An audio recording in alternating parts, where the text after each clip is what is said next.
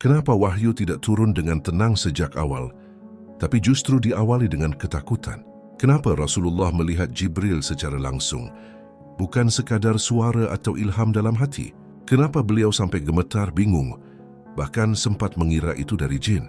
Kenapa wahyu justru terhenti setelah baru saja dimulai? Kenapa beliau sampai merasakan kegelisahan yang begitu dalam, seakan-akan ditinggalkan?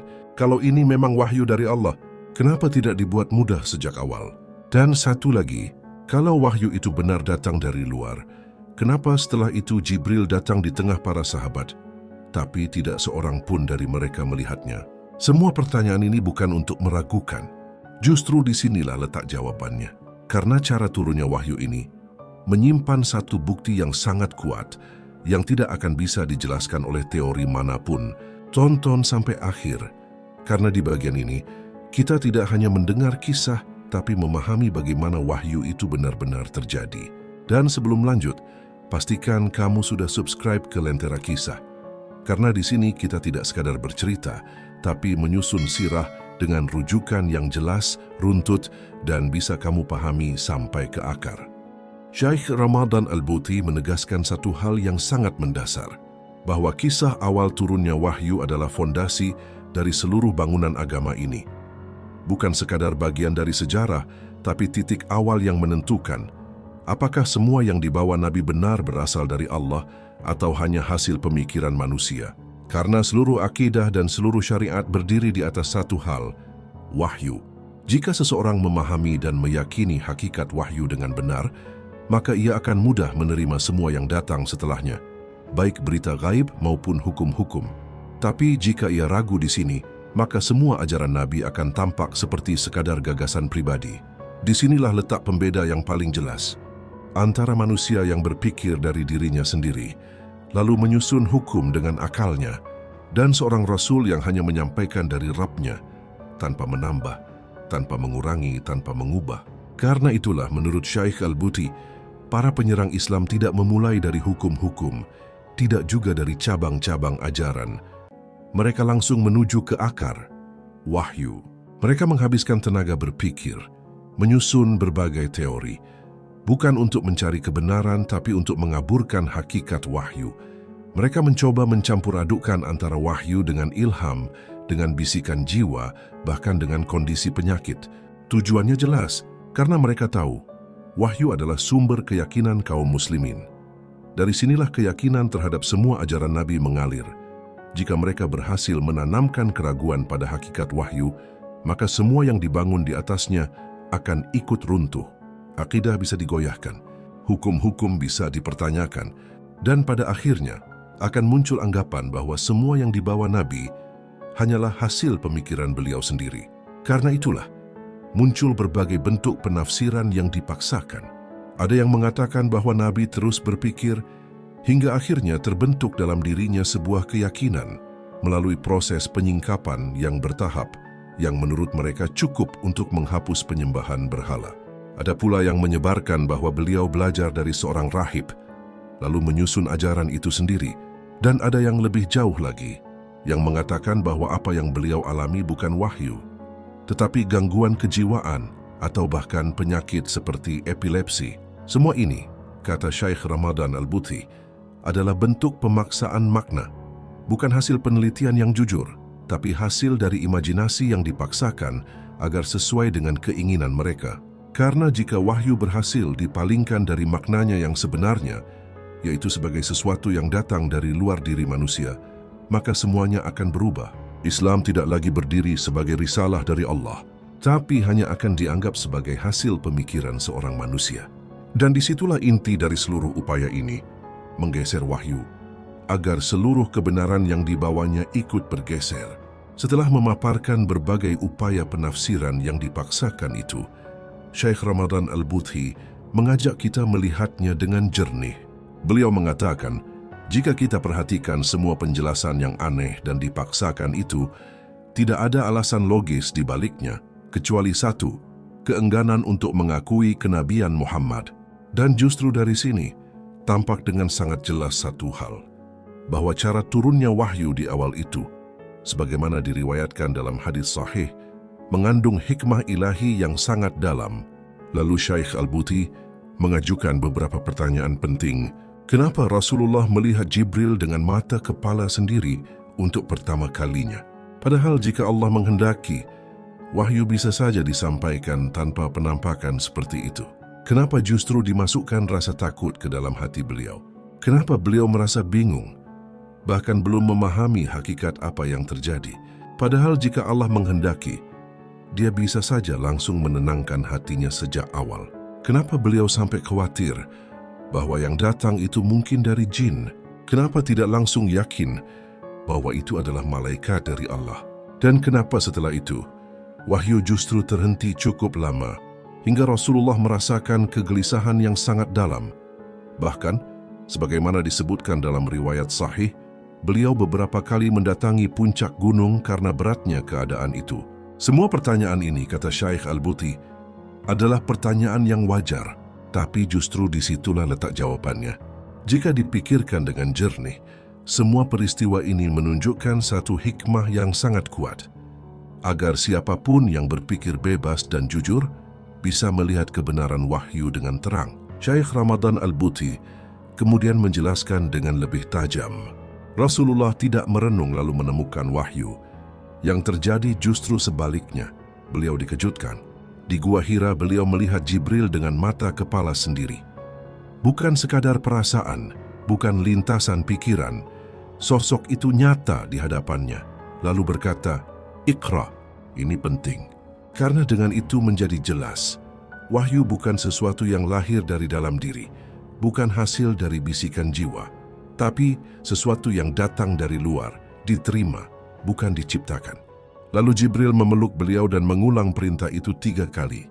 Setiap kali Iqra. Pengulangan ini bukan tanpa makna. Ia adalah penegasan kuat bahwa yang terjadi bukan khayalan, bukan ilusi, tapi peristiwa nyata yang benar-benar dialami. Kemudian lihat apa yang terjadi setelah itu. Rasulullah justru diliputi rasa takut yang sangat kuat. Apa yang beliau lihat dan dengar membuatnya gemetar. Beliau menghentikan khalwatnya, turun dari gua, dan pulang dengan hati yang bergetar. Ini juga penting, karena ini menunjukkan bahwa beliau tidak sedang menunggu wahyu, tidak sedang menginginkan peran sebagai rasul, tidak ada persiapan mental untuk mengklaim sesuatu. Justru wahyu itu datang secara tiba-tiba, di luar dugaan dan mengguncang dirinya. Dan ini tidak mungkin terjadi pada seseorang yang sedang membangun gagasan melalui proses berpikir panjang. Tidak mungkin seseorang yang perlahan menyusun keyakinan dalam dirinya, lalu ketika sampai, justru ketakutan. Syaikh Al-Buti menegaskan, tidak ada hubungan antara proses berpikir yang bertahap dengan rasa takut yang datang tiba-tiba seperti ini. Kalau wahyu hanyalah hasil perenungan atau ilham batin, maka tidak akan muncul reaksi seperti itu. Tidak akan ada rasa takut yang membuat tubuh gemetar, wajah berubah, dan hati terguncang. Karena pengalaman batin, seperti ilham, meditasi, atau refleksi, tidak melahirkan ketakutan seperti itu. Dan lebih dari itu, rasa takut, gemetar, perubahan wajah, semua itu adalah reaksi spontan yang tidak bisa dibuat-buat, tidak bisa direkayasa. Bahkan jika seseorang ingin berpura-pura, ia tidak akan mampu menampilkan semua itu secara konsisten. Apalagi jika kita melihat siapa Rasulullah sebelum kenabian, seorang yang dikenal jujur, tenang, dan jauh dari kepura-puraan. Syaikh Ramadan Al-Buti melanjutkan dengan satu poin yang semakin memperjelas hakikat ini. Rasa keterkejutan Rasulullah itu bukan ringan. Bahkan sampai pada satu titik, beliau mengira bahwa yang datang kepadanya mungkin dari golongan jin. Ketika beliau menceritakan kepada Khadijah, beliau berkata, "Aku khawatir atas diriku." Ini menunjukkan betapa asing dan mengejutkannya peristiwa itu bagi beliau. Namun Khadijah menenangkan dengan satu ukuran yang sangat jelas, akhlak.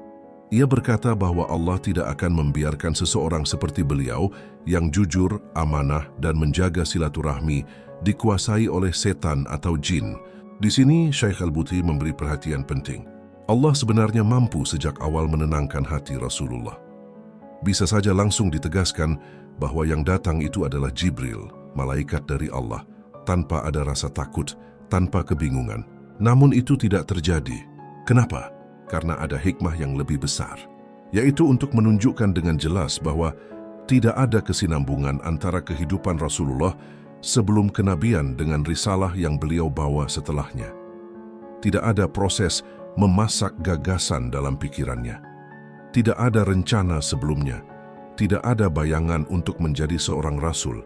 Semua datang secara tiba-tiba, terpisah sepenuhnya dari kehidupan sebelumnya. Ini menjadi bukti kuat bahwa apa yang beliau bawa bukan hasil dari dalam dirinya. Kemudian Allah mengilhamkan kepada Khadijah untuk membawa beliau menemui Waraqah bin Naufal. Ini bukan sekadar langkah biasa, tapi bagian dari penegasan, agar jelas bahwa apa yang dialami Rasulullah bukan sesuatu yang asing dalam sejarah. Ini adalah wahyu yang sama yang dahulu datang kepada para nabi sebelum beliau. Dengan itu, hilanglah kebingungan yang sempat muncul dalam diri beliau, antara rasa takut dan berbagai kemungkinan yang belum jelas. Lalu datang fase berikutnya, terhentinya wahyu. Wahyu tidak turun dalam waktu tertentu, 6 bulan atau lebih menurut sebagian riwayat. Dan justru disinilah, kata Syekh Al-Buthi, terdapat sisi mukjizat yang sangat kuat. Karena jika wahyu itu hanyalah hasil dari dalam diri, hasil perenungan panjang, atau proses batin yang terus berjalan, maka ia tidak akan berhenti. Namun kenyataannya wahyu itu terputus. Ini menunjukkan dengan sangat jelas, wahyu bukan sesuatu yang lahir dari dalam diri Rasulullah, tapi sesuatu yang datang dari luar, yang hadir dan terhenti sesuai kehendak Allah.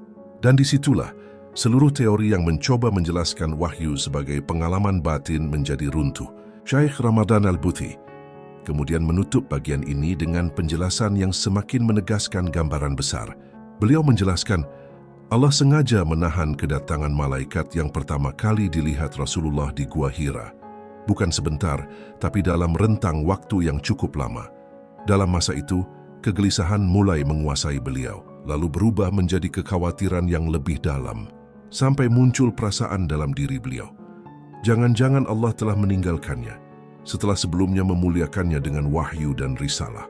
Bahkan beliau khawatir mungkin ada kesalahan yang telah ia lakukan. Perasaan itu semakin berat hingga dunia terasa sempit. Setiap kali beliau sampai di puncak gunung, muncul dorongan dalam dirinya untuk menjatuhkan diri. Sampai pada satu hari beliau kembali melihat malaikat yang pernah datang di Hira. Sosok itu memenuhi cakrawala antara langit dan bumi, lalu berkata, "Wahai Muhammad, engkau adalah Rasul Allah kepada manusia." Beliau kembali pulang dalam keadaan takut dan terguncang. Dan di saat itulah turun firman Allah, "Wahai orang yang berselimut, bangkitlah lalu berilah peringatan." Di sini Syekh Al-Buthi menegaskan satu kesimpulan yang tegas. Keadaan seperti ini tidak mungkin dijelaskan sebagai ilham batin, tidak mungkin sebagai hasil perenungan, tidak mungkin sebagai proses berpikir, karena orang yang mendapatkan ilham dari dalam dirinya tidak akan mengalami ketakutan seperti ini. Maka menganggap wahyu sebagai sekadar fenomena psikologis, kata beliau, adalah sesuatu yang tidak masuk akal. Dari sini menjadi jelas, cara turunnya wahyu, sebagaimana dijelaskan dalam hadis-hadis sahih, justru menghancurkan seluruh upaya yang ingin meragukan kenabian.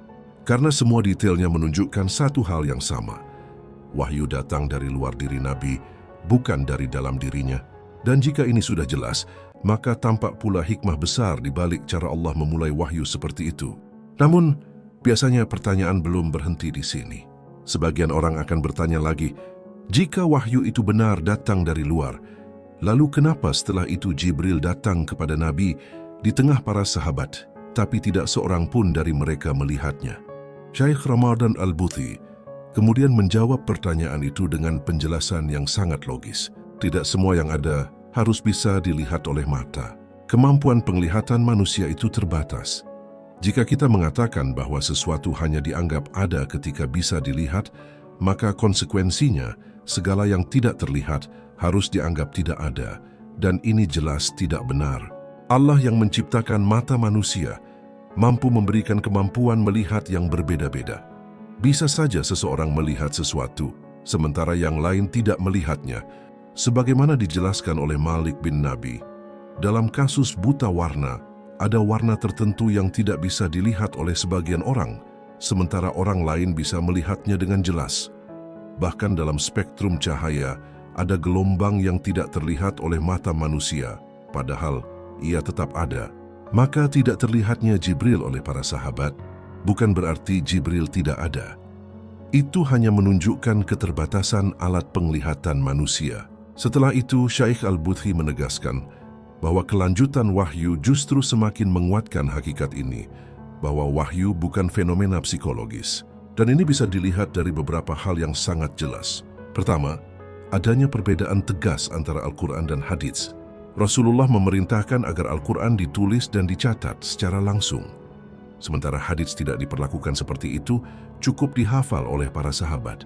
Ini bukan karena hadits tidak penting, tapi karena Al-Quran adalah wahyu dengan lafaz dan susunan langsung dari Allah melalui Jibril, sedangkan hadits maknanya dari Allah, tapi susunan katanya dari Rasulullah. Karena itu, beliau sangat berhati-hati agar tidak tercampur antara firman Allah dengan ucapan beliau sendiri. Kedua, Rasulullah terkadang ditanya tentang suatu hal, namun beliau tidak langsung menjawab. Bahkan, kadang berlalu waktu yang cukup lama tanpa jawaban. Hingga akhirnya turun ayat Al-Quran yang menjelaskan jawaban tersebut, barulah beliau menyampaikannya kepada orang yang bertanya. Ini menunjukkan bahwa beliau tidak berbicara dari dirinya sendiri. Bahkan dalam beberapa keadaan, beliau mengambil keputusan tertentu. Lalu turun wahyu yang mengarahkan kepada keputusan yang berbeda, bahkan kadang berisi teguran atau koreksi. Semua ini menunjukkan satu hal yang sangat jelas, bahwa Rasulullah bukan sumber wahyu itu sendiri, tapi penerima dan penyampainya. Dan disitulah seluruh klaim bahwa wahyu hanyalah fenomena batin menjadi tidak lagi memiliki dasar. Syaikh Ramadan Al-Buthi melanjutkan dengan dua bukti yang semakin menguatkan hakikat wahyu. Rasulullah adalah seorang yang ummi, tidak membaca dan tidak menulis. Dengan kondisi seperti itu, tidak mungkin seseorang mengetahui secara rinci kisah-kisah sejarah besar, kisah Nabi Yusuf, kisah ibu Nabi Musa ketika menghanyutkan bayinya ke sungai, semuanya datang dengan detail yang utuh dan konsisten. Dan justru disinilah letak hikmahnya. Allah menegaskan, dan engkau tidak pernah membaca kitab sebelumnya, dan tidak pula menulis dengan tanganmu. Jika demikian, tentu orang-orang yang batil akan ragu. Artinya, jika Rasulullah adalah orang yang membaca dan menulis, maka akan terbuka celah tuduhan bahwa beliau belajar dari sumber-sumber sebelumnya, tapi kenyataannya tidak. Sehingga satu-satunya penjelasan yang tersisa adalah semua itu datang dari wahyu. Kejujuran Rasulullah selama 40 tahun sebelum kenabian. Beliau dikenal oleh kaumnya sebagai orang yang paling jujur. Dan kejujuran itu bukan hanya kepada orang lain, tapi juga kepada dirinya sendiri. Maka tidak mungkin seseorang dengan karakter seperti itu akan membiarkan dirinya berada dalam keraguan tentang sesuatu yang sangat besar seperti wahyu. Pasti beliau telah meneliti, memastikan, dan menyingkirkan semua kemungkinan yang meragukan. Seakan-akan, kata Syaikh Al-Buthi, ayat ini datang sebagai penegasan atas proses itu. Jika engkau ragu terhadap apa yang kami turunkan kepadamu, maka tanyakan kepada orang-orang yang membaca kitab sebelumnya. Sungguh telah datang kepadamu kebenaran dari Rabb-mu, maka janganlah engkau termasuk orang-orang yang ragu. Dan setelah turunnya ayat ini, Rasulullah menegaskan, aku tidak ragu dan aku tidak bertanya. Di titik ini menjadi semakin jelas, wahyu bukan dugaan, bukan hasil pencarian yang belum pasti, tapi sesuatu yang telah dipastikan kebenarannya, baik oleh realitas yang beliau alami, maupun oleh penegasan langsung dari Allah. Kalau ini membuatmu melihat sirah dengan sudut pandang yang berbeda, bantu sebarkan dengan share, dan tuliskan di komentar bagian mana yang paling membuatmu berpikir.